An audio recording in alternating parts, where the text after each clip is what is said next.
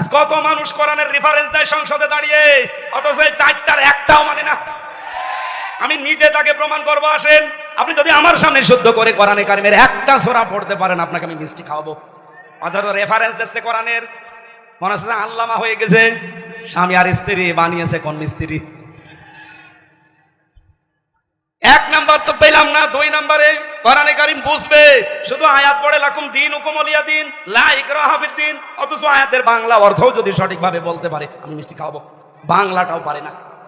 একটা আয়াতের কমপক্ষে আমি 33টা করে অর্থ পেয়েছি, আমার এই মোবাইলে আছে।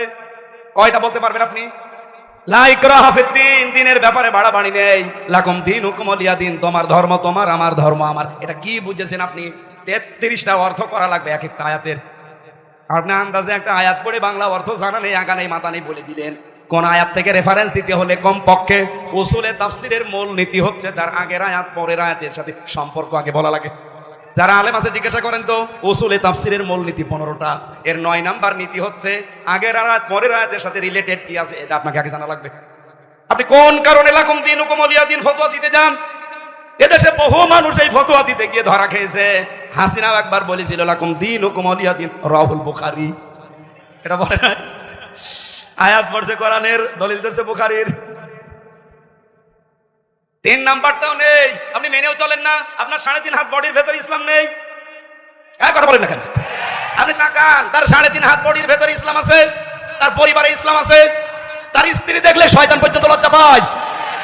একটা বউ হইলো, বহু দেশে মানুষের নেই।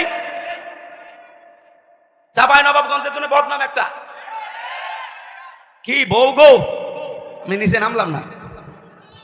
আবার তারা ভুল ধরে জামাত ইসলামী বাংলাদেশের আদর্শ নিয়ে। আপনার তো আদর্শই নেই। জামাত ইসলামী বাংলাদেশের যে আদর্শ আছে, এই জন্যই তারা ঠিকই আছে। আপনার তো আদর্শই নেই। আপনি কি নিয়ে মানে যে তর্ক বিতর্ক করেন, কি নিয়ে করেন? আপনার আদর্শ আছে? বলেন তো আপনি কি আদর্শের উপরে আছে? আপনার আদর্শ চাঁদাবাজি করে, একটা আদর্শ হইল। আপনার আদর্শ পাথর দিয়ে মানুষ হত্যা করে, একটা আদর্শ হইল। যারা এইভাবে চাপাবাজি করে গলাবাজি করে চালিয়ে চলে যাচ্ছেন, আমি বাংলায় বলছি, আপনার কাছে কোনো আদর্শ নেই। কারণ আপনি যারা আদর্শ মানেন সে লোকটাও সঠিক না। এই পৃথিবীতে আমরা যারা আদর্শ মানি তিনি সঠিক। মুহাম্মাদুর রাসূলুল্লাহ তিনি সঠিক ছিলেন, তাকে আল্লাহ নিজে পরিচালিত করত।